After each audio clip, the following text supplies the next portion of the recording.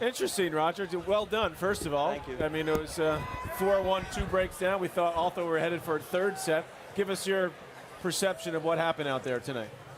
I think I started well. I must say I hit the ball well, and I was the more aggressive guy out there. I think I was getting having more impact from the baseline on the serve. So I think I really deserved the first set, even though it could have been closer. He had some chances, and then the second set, I think I lost a little bit of the rhythm from the baseline. I think he was hitting the ball well, harder and deeper and all that stuff, and so eventually it got tough for me. I think the second break, not out of frustration, but I think he had momentum, and maybe I got a bit down on myself, and then I think I snuck in a quick break, and next thing you know is I'm back, and he knows now it's not so easy to close out sets right now for him.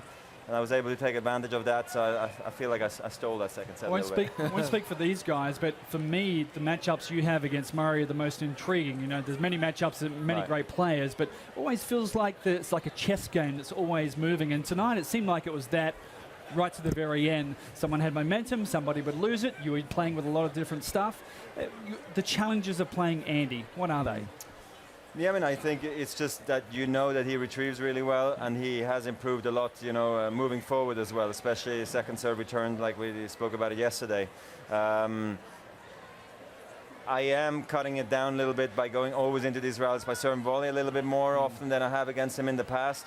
And that seems to work pretty well against him now, for now. And then a different surface, I might struggle a bit more. But the difficulty, I think, is just a change of pace. I guess what I do to my opponents as well. And then I think with his backhand, he just finds my backhand quite easily. And that over the years has given me trouble, I think. So you had 6 break points that you don't break on early in the match. And then finally, when you get that first break on the 7th break point, is that a relief, or did you feel like from that point on that, okay, now I could stretch this first set? Well, like in other matches, I maybe might have been frustrated, but I think I was playing too well to get down on myself. I think sometimes he played well, sometimes I might have just made a bit of a bad judgment which shot I should play. So I was actually taking those missed break opportunities as a good sign rather than as a bad situation. So I was staying positive out there, feeling like this could be a good night for me, and I wasn't mistaken. I'm happy about that. Let's take a look at a couple of the highlights of this one, Rogers. You said you got off to a quick start. Andy obviously trying to find his game, and you're looking to do some damage using that variety with the backhand as well. And that was pretty nice on the Yeah, run I mean, there. it wasn't the most important point, but it was a good one. It was good for confidence, that I was hitting my forehand well, and it looked like I was moving well as well. This was a great get from Andy, I thought, and I almost missed the volley. Like I missed a couple of other ones today, but we did mention I got that by the one. way. We mentioned that a few times. Did you? Why do you do that? Like, you have to promote the game, not like talk it down.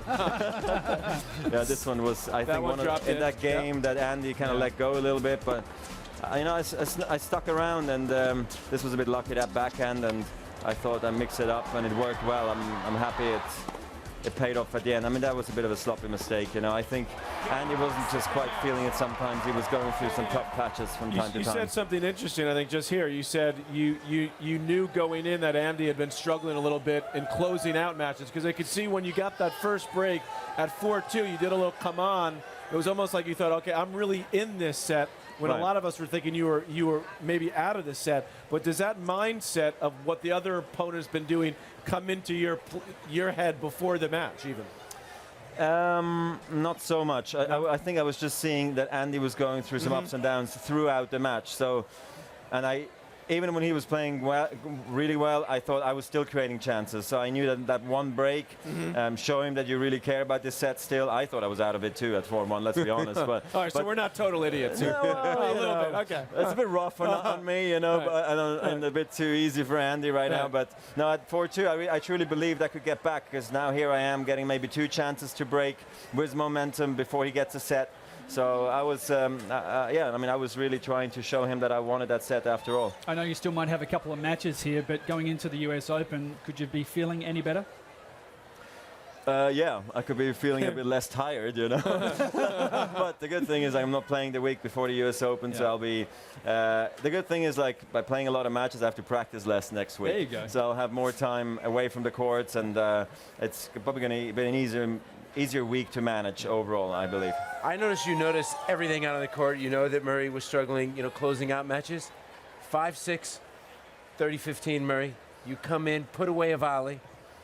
And did this come from YouTube or watching Edberg's matches? You did a little Eddie shuffle. Did after I? Put away that forehand volley. Do you remember that? I don't even remember which forehand volley you're talking about. I almost To need to see set it. It was the one you made.